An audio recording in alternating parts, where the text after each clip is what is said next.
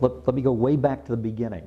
You know, I'm not just someone who has picked this up as a hobby, but you know, I'm a graduate of the University of Oregon School of Business, and I have a degree in finance, and I've spent the last 30, 40 years studying the stock market and following the stock market very closely. But in 1996, I became aware of the Oregon stock market game, and it's part of a national organization that sponsors competition between high schools in stock investing, stock market investing. And when I saw the contest, I said, okay, if we're going to get into this with our students, we want to get in it to win. I'm a very competitive person. I've coached, you know, track and cross country, basketball for a number of years here at Canyonville Christian.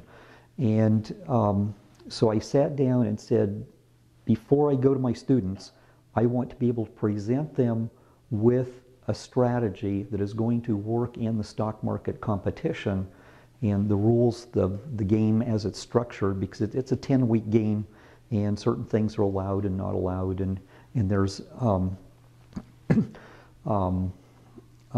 fees that, brokers' fees that have to be paid and all those kind of things. It's a real, you know, market simulation game. And so I sat down and developed some strategies, presented them to the students, and I've been teaching those strategies to the kids since 1996.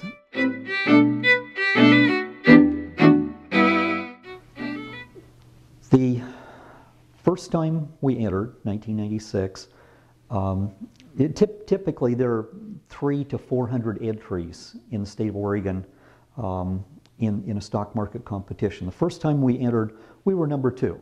And, you know, number 2 out of 300, 400 is, you know, I was happy with that, but it's like we need to do better. And I revamped the strategies and made some improvements, some adjustments. And after that first time finishing number 2, we won the Oregon stock market game 14 consecutive times over about a 10-year period. There's a fall game and a spring game, and you know, we didn't always enter every game that was out there, but we won 14 times. Then we had one where every time we zigged, the market zagged, and we crashed. And we ended up 3rd in contest number 15, and then we won 2 additional contests. So out of the last 17 contests which we have entered, we have finished number 1 16 out of those 17 times.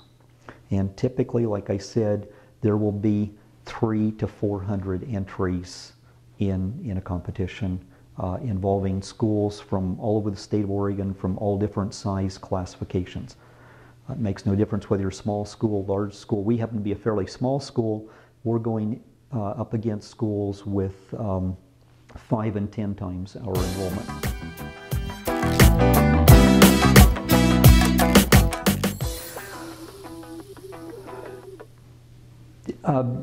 When we talked with the organizers at Portland State University and the Oregon Economics Council that sponsors the competition, they said that no school had won it more than a couple times prior to our entering it. And then, just out of curiosity, I contacted the national organizers back in New York City. This competition is in all 50 states. You know, it's a nationally organized competition for high school kids. And I asked them if they were aware of any school that had won consecutive competitions in other states. They said they don't track that, but they said that there was absolutely nothing that, you know, in any of the states that even remotely approximated what Canyonville Christian has done in this competition.